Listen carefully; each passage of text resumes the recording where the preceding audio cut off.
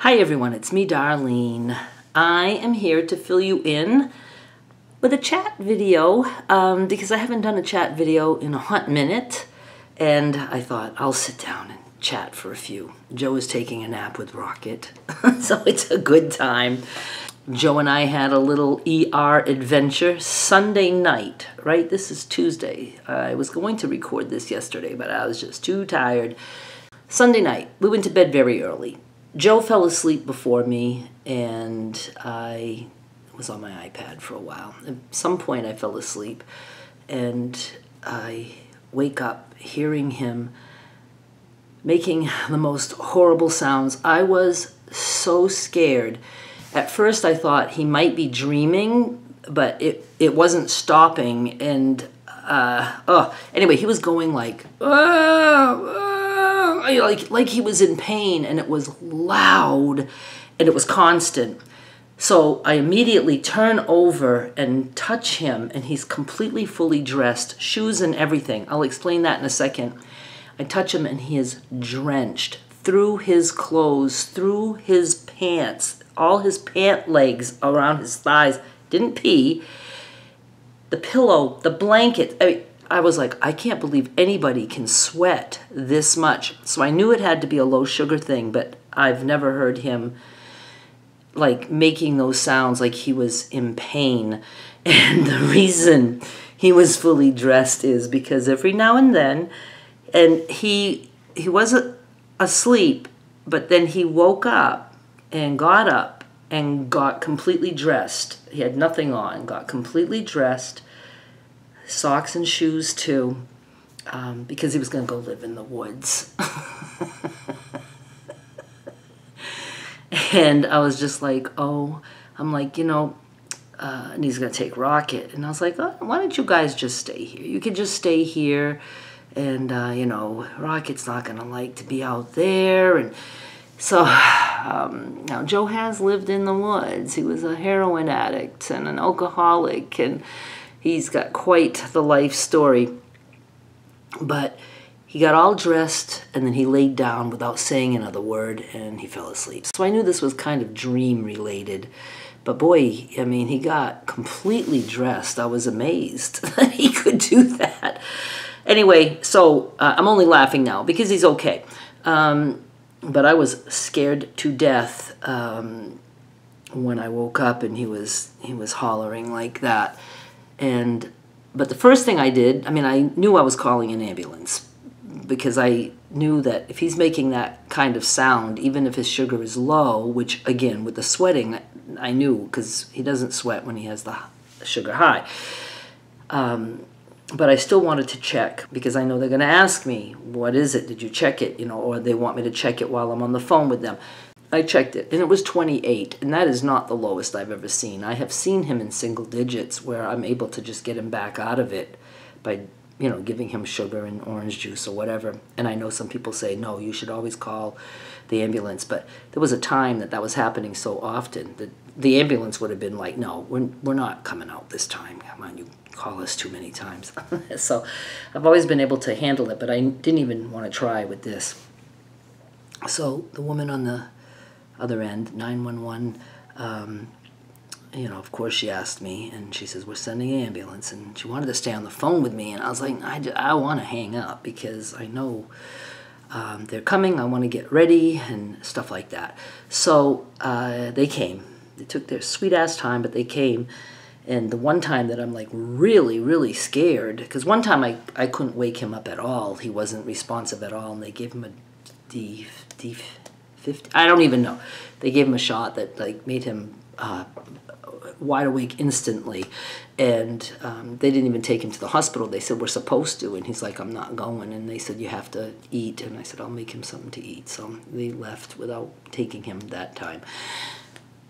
But this time, they came with the stretcher immediately. Like, I'm thinking, can't you just help him out? And but I guess when they were told that it was 28, they were just going to take him. By the time the ambulance got there, he had stopped that screaming and moaning. But then when they were in there, he started up again. And I said, I just don't know if something's hurting him or whatever. So they put him in the ambulance, and they told me which hospital. And I know that I don't have to rush as much as, I mean, I'd want to go with him, but then I don't have the ride back. I know that it takes a while because they don't just let you in right away. I mean, they probably would if I would make a scene, but it takes a while. They put them in a room, and then you can come in and sit with them. So it probably took me 15 minutes. I took Rocket out and stuff like that. And I didn't notice when I took Rocket out that the ambulance was still there. But I didn't notice that at that time. They parked behind, so you have to go through an alleyway to get to our apartment. And it probably took me 15 minutes. I got some crochet ready, colors that I wanted, and, you know, brought my iPad. And so I packed a few things because I knew I'd be there for a bit. And then when I was getting ready to leave, I noticed lights like reflecting off the wet leaves on the tree. So I looked down that alleyway, and I see the ambulance is there. The fire engine is gone, but the ambulance is still there. And I thought, oh my God, something awful has happened. But I was very confused why the fire truck was gone and just the ambulance was there. So I'm like, maybe they're doing something to him, an IV or something. So I go up to it, knock on the door, and I said, are we still going to the hospital? And they said yes. So first I took off on my own, but then I ended up turning around and going back to the apartment complex to just sit and wait for them, because with my luck, all of a sudden they're going to take him somewhere else, you know. So I waited and I followed them, and we got to the hospital. So yeah, his sugar obviously was very, very low, but his temperature was very low. Now, I've never taken his temperature when his sugar goes down like that, but, you know, I don't know if I should. I don't know, another thing to worry about, but they said it was 94. Now, to me, that doesn't sound horrible. If it would have been 84, you know, then I would know something's very wrong, but I don't know what, how low is dangerous for a temperature. But they said that was low, and they, while I was there, said we have to put him in a, I don't know, it's a blanket, but it looks like a air mattress, not an air mattress, like a pool float, but bigger, wider, and they hook it up, and it blows up with warm air that circulates. So they had him wrapped in that, and, you know, I'd never seen that before. And, you know, we could see after a while it had gone up to 95. You know, it was taking a while, but his temperature was rising. And so I was there with him till like 3:30, and he didn't remember any of the getting up to go live in the woods thing, getting dressed. He didn't remember any of that at all. And it's funny because I didn't know that he probably had fallen asleep or was falling asleep, because we were just in bed and it was like nothing, you know, he was awake, and then like we're still like talking, and then all of a sudden he gets up and he's gonna go live in the woods. I don't know. It might have been that his, oh, that's what it had to be. His sugar was dropping, and he's a brittle diabetic, and it can change really, really quick. It was dropping, so even though he hadn't like actually fallen asleep and was still talking to me, his mind was going in that direction of just not knowing what he was saying. So I left at 3:30, and obviously I told him, I'll pick you up when you need me to come back. I wanted to go get some sleep.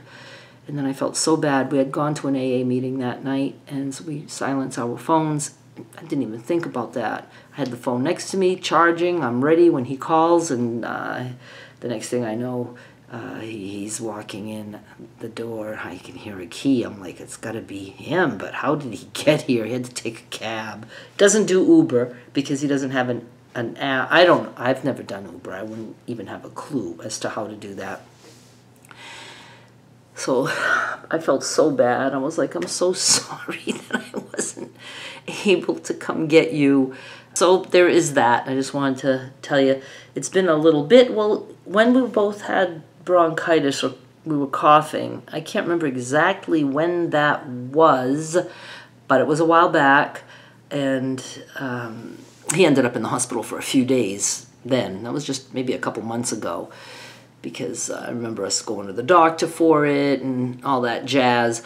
But that wasn't, you know, diabetes related. Well, it was when he got picked up. I called an ambulance because of his diet. Oh, it was sky high. It just said high, so we knew it was over 600. It was like almost between 800 and 900 when he got there. And so they kept him because they couldn't even get it down. They were doing everything they could. So he was there a few days. Of course, he had that bronchitis too.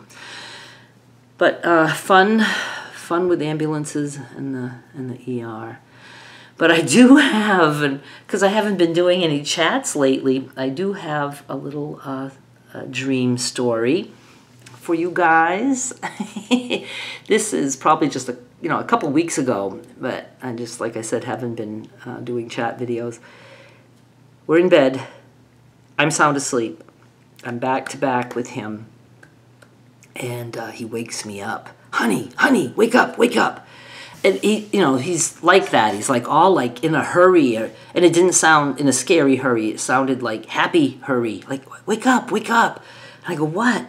And he goes, they're gone. And I go, who's gone? He goes, all the people. They just left. You can cuddle up to me now. I said, what? He goes, yes, you can cuddle up to me now. And I said, I am cuddled up to you. It's what we call it. We're back to back. He goes, you are? I said, I am. He goes, I've been waiting all this time naked for those people to leave so you could cuddle up to me. And I said, oh my God. And he goes, are you naked too? I said, yeah. He goes, in front of all those people? And I said, yeah. Oh, I don't know if he's pissed off that I was naked in front of people, or he feels sorry for them because they had to look at me. I don't know. That was it. That was the last thing he said. But the next day, I thought about it, and I said, oh, you talked last night. He goes, what did I say? And I start telling him, like you're saying, honey, the people are gone. You can cuddle up to me. He goes, oh my God. He says, I remember. He says, we were at an AA meeting, but we had the bed in that room. He said, and I was on the bed not covered and naked. He goes, and I was doing everything in my power to not move because I didn't want to bring attention to us. He said, then when they all left, he said, I told you now that you could cuddle up to me. So I think that when I said to him that I am cuddled up to you, and he, when he tells me I was waiting all this time naked, waiting for them to leave, it dawned on him that if I was cuddled up to him, that they probably could see me. That was a good one. Anyway, I just wanted to chat about this for a little bit. What do I have coming up for videos? I have to finish that strip quilt, which I've put some of the rows together. What makes me drag my feet about that is that I have to take pictures of the quilt after and, put it on eBay. That extra step just makes me never feel like doing it. But I can at least get it done, take the pictures. I don't have to do it all on the same day. I have a video today, so I'll try to finish sewing it and at least finish sewing it. Okay, let's do that step today. What else? I do want to do more of the junk journaling. I mean, I've got so many things. Of course, I'll be updating you on the moving company, stuff like that. And I just haven't been doing car vlogs right now, so I didn't have the opportunity to be in my car talking. So I have to remember to at least sit and chat here with you once in a while. I guess that is it. I'm going to hang up now. I want to go wake him up, and I want us to go do something together. All right, thank you so much for watching. I'll be back with more soon. Bye.